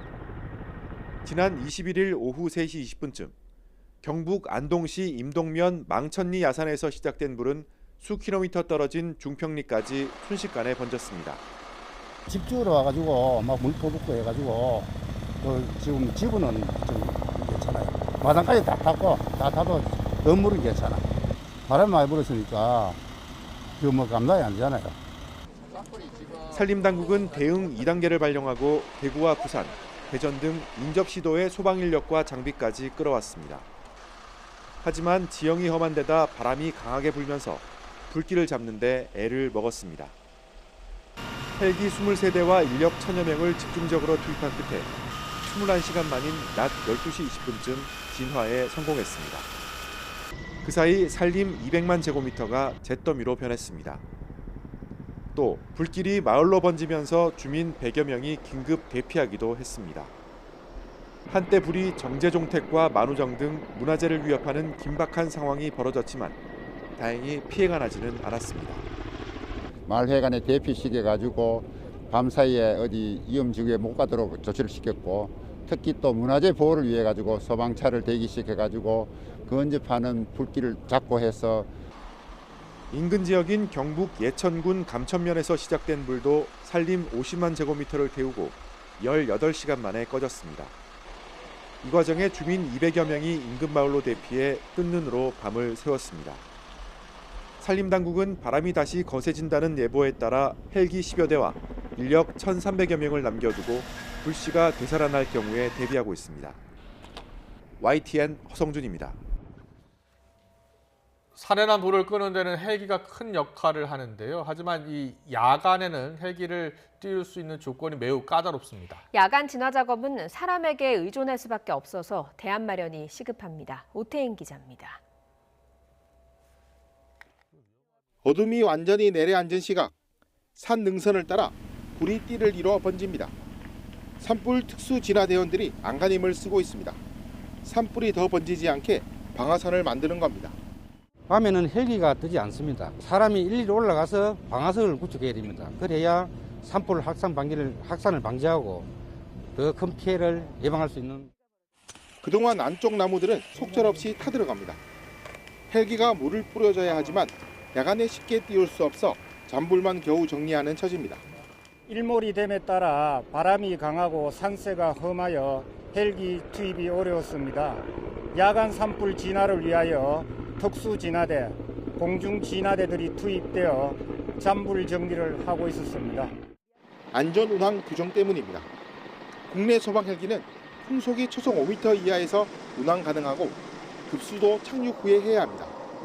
조건이 까다롭다 보니 소방 헬기가 야간에 투입되는 일은 거의 없습니다. 주간부터 산불 진화를 하여 장애물 등을 숙지한 경우에 그 야간 산불 진화를 할 수 있도록 되어 있습니다. 그래서 야간에 발생한 산불에 대해서는 이 규정에 따라서 투입을 하지 못하는 상황입니다. 하지만 산림청은 국산 진화 헬기 수리온을 야간 산불 진화에 실제 투입해 시험까지 마쳤습니다. 또 군용 수송기를 활용해 물을 대량으로 뿌리는 방안도 있어 야간 산불 진화에 대안이 될 수 있을지 주목됩니다. YTN 오태인입니다. 오늘 정오쯤 전북 익산시 목천동의 한 공장에서 불이 났습니다. 현재까지 인명피해는 없는 것으로 파악됐습니다. 한때 대응 1단계를 발령한 소방당국은 장비 40대와 인력 120명을 투입해서 50분 만에 큰 불을 잡았습니다. 전북 무주군 덕유산 리조트 티롤 호텔 화재 경위를 규명하기 위한 합동 감식이 진행됐습니다. 전북소방본부가 오늘 오전부터 정확한 화재 원인과 피해 규모 등을 조사하고 있는 가운데 마이클 잭슨 방으로 관심을 끌었던 501호 객실은 거실만 불에 타고 침실은 피해를 입지 않은 것으로 확인됐습니다. 경주 앞바다 전복어선 실종자 수색 작업이 나흘째 이뤄지고 있는 가운데 오늘은 추가 실종자를 찾지 못하고 있습니다. 포항해양경찰서는 전복어선을 구룡포항으로 예인 중이며 자정쯤 도착하면 어선 내부를 추가로 수색하기로 했습니다. 사고 해역에는 함정과 항공기를 동원한 해경과 해군이 찾지 못한 실종자 4명에 대한 수색 작업을 벌이고 있습니다. 미얀마 군부가 쿠데타를 일으킨 지 22일째입니다. 시민들의 반쿠데타 시위는 계속되고 있고 군부의 무력 진압으로 지금까지 4명이 숨지고 수십 명이 다쳤습니다. 오늘 미얀마 곳곳에서는 시위대 규모가 더 커진 대규모 총파업이 벌어지고 있는데 앞서 군부가 총파업에 대해서 유혈 진압 가능성을 시사하는 성명까지 발표한 만큼 사상자가 더 나오지 않을지 우려가 큰 상황입니다. 취재기자 연결해서 알아봅니다. 김정회 기자. 네, 김정혜입니다. 네, 오늘이 총파업을 예고한 날인데요. 지금 미얀마 총파업 상황은 어떻습니까? 네, 외신들에 따르면 군부의 쿠데타와 유혈 진압을 규탄하는 총파업 시위는 오전부터 미얀마 곳곳에서 시작됐습니다. 최대 도시 양곤 등 미얀마 전역에서 수많은 시민이 거리로 나섰습니다. 양곤의 경우 시위 중심지로 떠오른 흘레단 사거리 등 곳곳을 시위대가 가득 메운 채 집회와 거리 행진을 이어갔습니다. 수도 네피도 남쪽 도시 다웨이에서도 수만 명이 총파업에 참가해 거리 행진을 벌였습니다. 참가자들은 아웅산 수치 국가고문의 포스터와 수치 고문이 속한 전국 민주연맹의 붉은 깃발을 들고 행진하며 억류된 인사들의 석방과 군부 타도를 외쳤습니다. 양곤 북쪽에 있는 불교 성지 모냐에서도 승려들이 참가한 가운데 시위가 벌어졌다고 외신들은 전했습니다. 네, 오늘 파업 시위는 쿠데타 이후 최대 규모라고 전해지고 있는데요. 참여 인원이 얼마나 됩니까? 미얀마 현지 언론은 수백만 명 규모로 전하고 있습니다. 공장 노동자와 공무원, 의료인 등 전 직종이 참여하고 쿠데타 이후 최대 규모의 시위가 될 거라고 봤습니다. 오늘 미얀마 총파업은 쿠데타 이후 군부 단체에 대한 저항을 주도하는 시민 불복종 운동 측이 주말에 SNS를 통해 미얀마 전역에서 모든 업종이 참여하는 총파업을 벌이자고 촉구해서 열리게 됐습니다. 2021년 2월 22일에 열린다는 점에서 5-2 시위로도 불리는데 1988년 8월 8일 열린 민주화 시위를 모델로 삼은 것으로 전해졌습니다. 앞서 유혈 진압 가능성을 시사하는 군정의 이 성명이 발표됐는데요. 그래서 오늘 시위에서도 충돌하지 않을까 걱정이 큽니다. 상황이 어떻습니까? 네, 아직 관련 소식은 들어오지 않고 있습니다. 다만 어젯밤 군정이 국영TV를 통해 총파업에 대한 유혈 진압 가능성을 시사해서 시위대와 군경 간의 긴장이 고조되고 있다고 외신들은 전하고 있습니다. 군정은 어제 성명에서 시위대가 2월 22일에 폭동과 무정부 상태를 일으키도록 선동한 것이 밝혀졌다고 못 박았습니다. 이어 시위대가 감정에 휩쓸리기 쉬운 10대와 젊은이들까지 인명피해가 우려되는 대립의 길로 이끌고 있다고 해 충돌이 벌어질 경우 시위대에 발포할 수 있음을 예고했습니다. 미얀마에서는 지난 9일 시위 도중에 경찰의 총격으로 뇌사 상태에 있던 20세 여성이 지난 19일 숨졌고 지난 주말 역시 군경의 발포로 제2도시인 만달야이에서 시민 2명이 양곤에서 자경단 1명이 숨졌습니다. 네, 국제사회 압박이 중요한 시점으로 보입니다. 구체적인 내용이 나왔습니까? 네, 일단 잠시 뒤에 EU 27개국 외무장관들이 회의를 열고 미얀마 문제를 논의합니다. AP통신은 EU 고위 관계자를 인용해 미얀마 군부 일부 인사들에 대해서 특별 조치가 내려질 거라고 보도해 제재 결정이 나올 가능성이 커 보입니다. 이에 앞서 미국이 지난 11일 이미 미얀마 최고사령관 등 군부 인사 10명과 기업 3곳을 제지했습니다. 유엔과 각국의 비난과 규탄 성명도 잇따르고 있는데 실질적인 압박 수단은 되지 못하는 분위기입니다. 미얀마 외교부는 국제사회의 비판에 대해 명백한 내정 간섭이고 최소한의 무력 사용으로 최대한의 자제력을 발휘하고 있다고 주장하면서 맞서고 있습니다. 지금까지 YTN 김정희입니다. 네, 그럼 여기서 이병수 미얀마 한인 회장님 연결해서 그곳 현지 분위기를 자세히 알아보겠습니다. 회장님 나와 계시죠? 네, 안녕하십니까? 네, 지금 현지 언론이 수백만 명이 총파업에 참여하고 있다라고 보도를 하고 있다고 지금 우리 기자가 전해줬는데요. 실제로 지금 미얀마에서는 어떤 보도가 이어지고 있습니까? 네, 오늘은 시장과 상점 그리고 마트 등이 대부분 휴점을 한 상태고요. 예. 네, 전국적으로 2월 1일 비상사태 이후 최대 인원이 모여서 가두 시위를 지금 진행하고 있는 상황입니다. 예, 군경도 지금 도심에 집결하고 있다라는 소식이 들려오던데 어떻게 대응을 하고 있습니까? 군과 경찰의 강경 대응 예고의 경우는 시위대가 국가의 기관 시설 또는 예. 관공서 진입 또는 이제 경찰 폭행 등에 대해서 그런 부분에 대한 입장이었습니다. 예. 아직까지 평화적인 시위에 대해서는 제지를 하거나 감정 싸움으로 번질 수 있는 대응은 군경은 하지 않고 있는 상황입니다. 예. 그런데 얼마 전에 이 양측의 충돌로 지금 사망자가 4명 나오지 않았습니까? 네, 맞습니다. 하지만 평화적인 시위가 지속된다면 충돌은 없을 것으로 생각하고 있습니다. 예. 지금 쿠데타 긴장 상황 22일째 좀 장기화하는 분위기를 보이고 있습니다. 또 초기화는 양상도 다르고 유혈 사태도 나오고 있는데 현지 여론은 지금 어떻게 보이고 있습니까? 현지 여론은 역시 이제 수지 정부를 지원하는 입장이고요. 언론 보도도 객관적인 부분을 이제 보도를 하고 있습니다. 그리고 말씀드린 바와 같이 군과 경찰은 평화 시위에 대해서는 아직까지는 전혀 제지나 강제 해산 시도는 없습니다. 평화 시위만 한다면 유혈 진압은 없을 것이라고 합니다만 그래도 시위를 하다 보면은 좀 격화될 수도 있는 상황이 오지 않겠습니까? 네, 맞습니다. 지금 네피도와 그 만달리에서 안타깝게 지금 인명사고가 발생을 했는데요. 해당 사건의 경우는 이제 시위대가 이제 이 철도국이라든지 철도국 이제 국가 기관 사업이죠. 그리고 이제 관공서에 진입을 시도를 했고, 그리고 그 경찰에게 이제 돌멩이라든지 좀 새총을 쏘기도 하는 이제 그런 부분이 있었습니다. 경찰이 이제 관공서 진입을 막으면서 강제 해산을 시도하는 과정에서 예. 물대포를 쏘고 공포탄과 고무탄도 발사를 하면서 해산을 시도했었는데요. 네. 이 과정에서도 이제 감정이 좀 격해진 시위대가 과잉 대응을 함으로써 예. 이 실탄이 발사돼서 인명사고가 나는 그런 사건으로 번지게 된 것 같습니다. 예. 지금 뭐 사망자가 발생하게 된 경위에 대해 설명을 해주셨는데 인터넷이 차단될 거다 이런 이야기도 있었거든요. 인터넷 하시거나 연락하시는데 큰 문제는 없으신지요? 네, 2월 1일 오전에는 인터넷과 국내외 국제전화가 모두 차단이 됐었습니다. 예. 그리고 5일 전서부터는 새벽 1시부터 아침 9시까지 인터넷이 차단이 됐었습니다.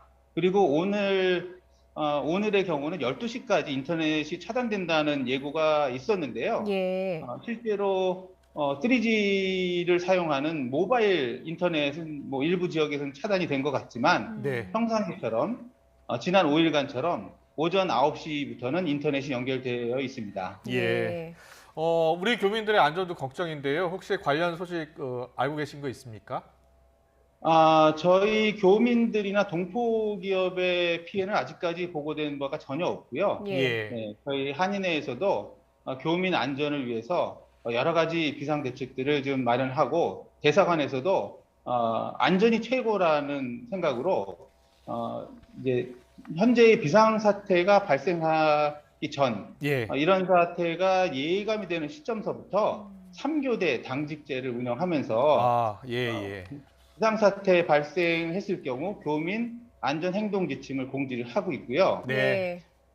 그리고 지금 코로나 이전부터 뭐 운영되고 있던 구조용 항공기가 한국 양곤하고 인천간은 이제 정기적으로 운영을 하고 있었거든요. 예. 그 비상사태 조치 이후에 군부에 의해서 약 한 2, 3일 정도 이 항공기 이착륙이 금지된 적이 있었습니다. 네. 이후에 다시 이제 좀 특별 허가를 받아서 저희 이착륙이 되고 있는데 저희 대사관에서 매회 아주 어려운 여건이지만 네. 이제 특별 허가를 받아서 지금 이 비정기적이긴 하지만 다른 나라에 비해서 훨씬 더 많은 항공편을 운영을 하고 있습니다. 네. 운영을 하면서 몸이 불편하신 거나 또는 개인 사정으로 인해서 출국을 하시려는 교민들을 이제 지원해드리고 있고요. 네.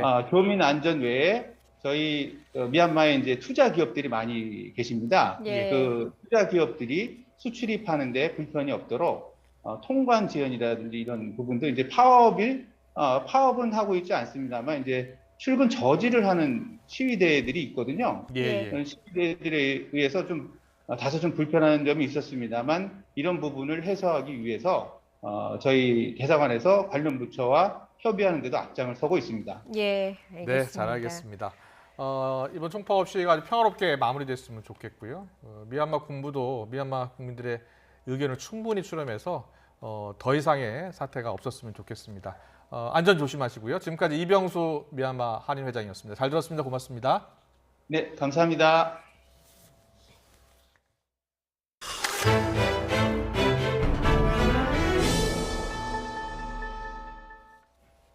우리 고유 영토인 독도에 대해서 일본 정부가 다시 영유권을 주장하면서 국제사회의 이해를 얻기 위한 대응을 강화하겠다고 밝혔습니다.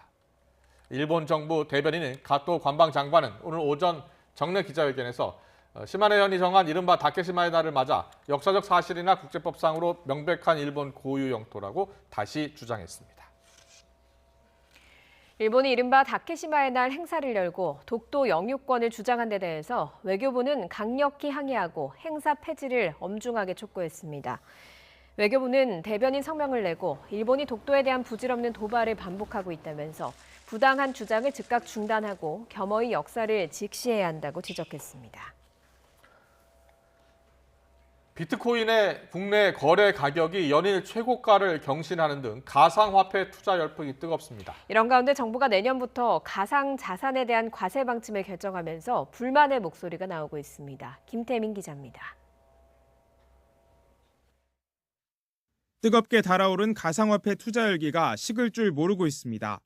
지난 주말 사이 국내 비트코인 거래 가격은 한때 6,500만 원 선을 돌파하며 연일 최고가 행진을 기록하고 있습니다. 실제 비트코인 은행 계좌 개설도 지난달부터 큰 폭의 증가세를 나타냈습니다. 이런 가운데 정부는 지난해 세법 개정을 통해 가상자산 투자로 얻은 이익에 대해서도 세금을 물리기로 했습니다.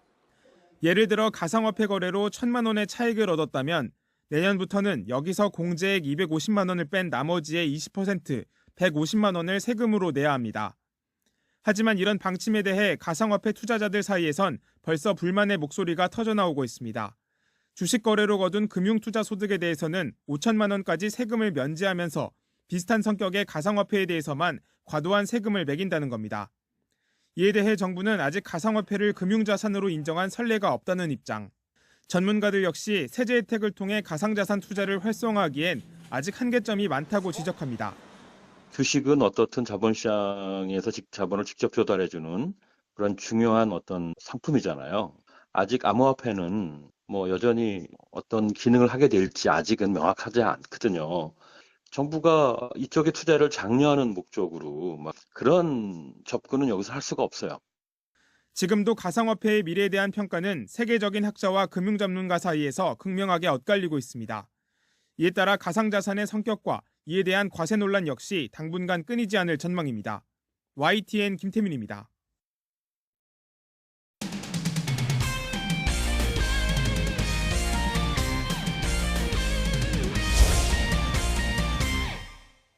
시즌 첫 번째 테니스 메이저 대회에서 조코비치와 오사카가 남녀부 정상에 오르면서 어제 막을 내렸습니다. 짜릿한 승부는 기본이고 말도 탈도 많았던 이번 대회를 조은지 기자가 정리했습니다.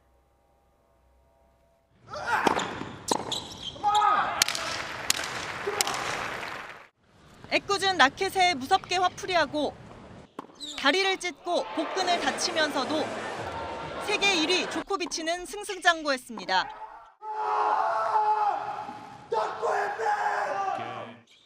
최후의 한판 메드베데프를 3대 0으로 물리치고 호주 오픈 20연승, 대회 3년 연속 우승이자 9번째 정상에 섰습니다. 지난해 자선 행사를 열었다가 본인도 참석자들도 코로나19에 감염돼 손가락질 받았고 US 오픈 땐 선심 목을 때려 실격당했는데 각종 논란과 부상을 딛고 완벽 부활한 겁니다.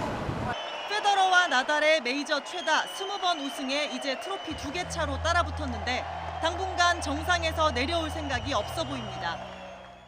It's a matter of time when you're going to hold the Grand Slam, that's for sure. If you don't mind waiting a few more years. 살포시 놓아준 나비가 행운을 준 걸까? 오사카는 이렇다 할 위기도 없이 2년 만에 호주 오픈 정상에 섰습니다. 최근 9번의 그랜드슬램에서 4차례 우승. 큰 무대 8강에 올랐다 하면 12전 전승, 무조건 트로피인데 그야말로 오사카 전성시대입니다. The Olympics is a really big deal for me. It would be my first Olympics, and for it to be in Tokyo, of course, would be a dream. 4강에서 오사카에 잡힌 세리나는 마지막인 듯 호주 팬과 가슴으로 인사하며 의미심장하게 눈물을 쏟았습니다. I don't know if I ever say farewell, I wouldn't tell anyone. So I don't know. I'm done. 이번 호주 오픈은 전 세계에서 확진자가 나오면서 호텔방 격리 훈련에 진풍경을 빚었고 개막도 20일 늦어졌습니다. 관중이 경기 중에 쫓겨나고 All patrons are required to leave the arena now. 선심 대신 방역 영웅들의 목소리가 라인아웃을 판정하는 뉴 노멀도 눈길을 끌었습니다. YTN 조은지입니다. 미국의 맥스 호마가 PGA 투어 제네시스 인비테이셔널에서 연장 접전 끝에 통산 2번째 우승을 달성했습니다. 김상익 기자가 보도합니다. 세계 랭킹 91위인 맥스 호마가 PGA 제네시스 마지막 날 연장 2번째 홀에서 세계 15위 토니 피나우를 누르고 우승했습니다. 세계 랭킹 417위였던 2019년 생애 첫 우승을 달성한 이후 1년 9개월 만에 거둔 통산 2번째 우승입니다. 대회가 열린 골프장이 호마가 유모차를 타던 때부터 자주 찾던 곳인데다 자신을 골프 선수로 이끈 우상 타이거 우즈가 주최한 대회 우승이어서 더욱 감격스러웠습니다. I got it done. I'm very proud. I saw Tiger the other day. I was too scared to talk to him, but he's forced into talking to me today, so it's going to be a pretty awesome moment. 위기도 있었습니다. 우승을 결정지을 수 있었던 마지막 18번 홀에서 너무 긴장한 나머지 채 1m가 안 되는 버디 퍼트를 놓쳐 연장전에 돌입했습니다. 연장 첫 홀, 티샷이 나무 바로 옆에 떨어져 역전패하는가 싶었던 순간 어프로치 샷을 그린 위에 올리면서 극적으로 위기에서 탈출했습니다. 두 번의 지옥을 경험한 호마는 결국 연장 두 번째 홀에서 티샷을 벙커에 빠뜨린 피나우가 보기를 범하는 사이 파세이브에 성공해 우승 상금 18억 5천만 원과 투어 카드 3년을 보장받았습니다. It truly is a dream come true. My dad's been bringing me here since I was basically a baby. So yeah, I think 8-year-old Max will be pretty darn proud. 호마는 지난해 덥수룩했던 팔과 다리 털을 2시간에 걸쳐 면도한 인증샷을 SNS에 올리면서 코로나19 자선기금 마련에 동참해 화제가 되기도 했습니다. 역시 2승에 도전했던 피나우는 준우승 전문가라는 별명답게 PGA 투어 등 총 10번째 2위를 차지하면서 다시 한번 우승 문턱에서 좌절했습니다. 세계 랭킹 1위 더스틴 존슨은 후반 4개의 보기로 무너져 공동 8위로 대회를 마쳤습니다. YTN 김사익입니다. 멕시코 축구에서 황당한 장면이 나왔습니다. 득점이라고 생각한 순간 복병이 나타난 건데요. 다름 아닌 주심이었습니다. 화면으로 확인하시죠.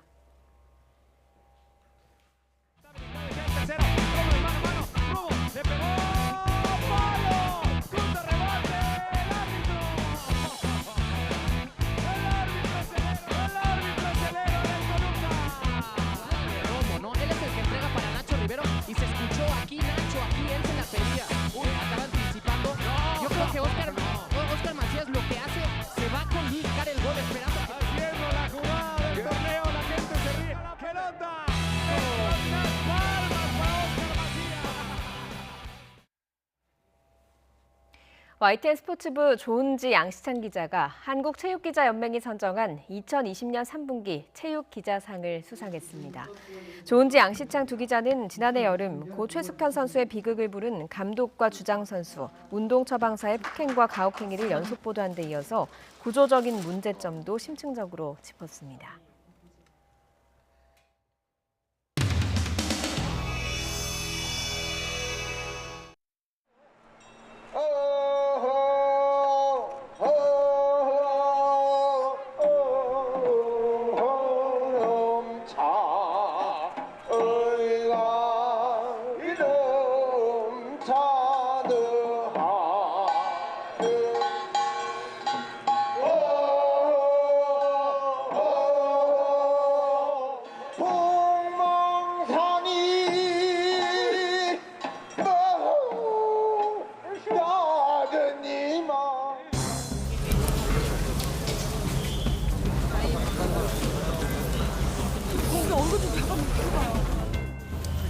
근본적인 이유는 뭐라고 생각하십니까? 가난한 사람들에 대한 무자비한 탄압이야. 살인행위라니까.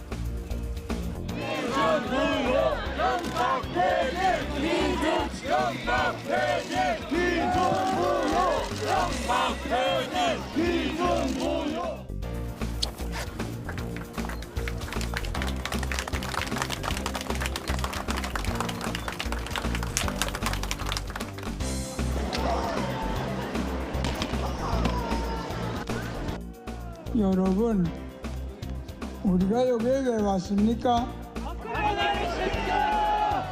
그렇지요? 박근혜 체포하려고 왔죠?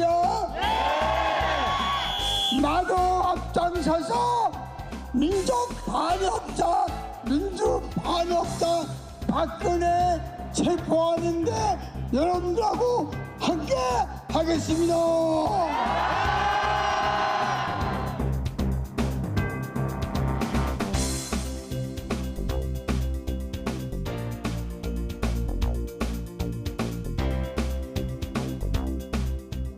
우리 용기의 뜻을 살리기 위해서 일사가 만들어진 독점 자본주의를 뒤집어 엎어야 합니다.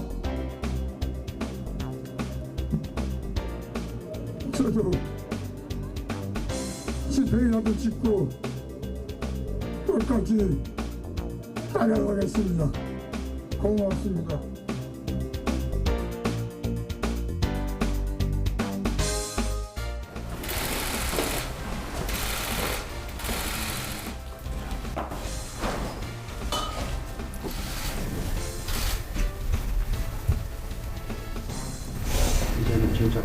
보니까 그대로만 좀 맡기고 좀 그릇을 그렇게 자유롭게 나아가셨으면 좋겠습니다. 우리가 대통령께 남긴 인간 항상 다녔습니다. 예. 그래서 이 앞부분만 잠깐. 태도, 방법, 이런 거 다 활용하고 싶습니다. 그러나 한마디 됐습니다. 괜찮습니다. 문재인 정권 바로 이 땅의 민중들이 주도했던 한반도 평화운동의 그 맥락 위에 섰다는 깨우침을 가지시길 바랍니다.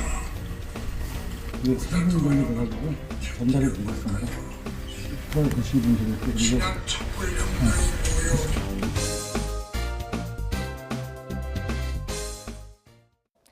네, 대기의 건조함이 나날이 심해지고 있습니다. 영동과 충청 이남을 중심으로 건조주의보가 확대됐고요. 전국에 산불 위기경보 주의 수준이 발령 중입니다. 여기에 밤사이 다시 전국 곳곳에 초속 10m 안팎의 강한 바람이 불겠습니다. 크고 작은 산불이 잇따르고 있는 만큼 불씨 관리 어느 때보다 잘 해주시기 바랍니다. 한편 오늘도 공기가 탁합니다. 전국 곳곳의 미세먼지 농도 나쁨 수준 보이고 있는데요. 내일은 찬바람이 불면서 미세먼지가 해소되겠습니다. 다만 그만큼 날이 무척 추워집니다. 서울 등 전국 대부분 지역에 한파특보가 내려진 가운데 대관령 영하 11도, 서울과 대전 영하 5도 선까지 뚝 떨어지겠습니다. 내일 전국 하늘 구름만 간간히 지나겠고 울릉도와 독도는 오후까지 눈이 조금 오겠습니다. 아침 기온은 서울 영하 5도, 대구 영하 2도, 울산 0도까지 떨어지겠고요. 낮에도 찬바람이 불면서 기온은 크게 오르지 못하겠습니다. 주 중반 이후부터 추위는 누그러지겠고요. 주 후반에 남부지방과 제주도에는 단비가 오겠습니다. 날씨 정보였습니다. 이어서 저녁 종합 뉴스 이브닝 뉴스가 방송됩니다. 시청해주신 여러분 고맙습니다.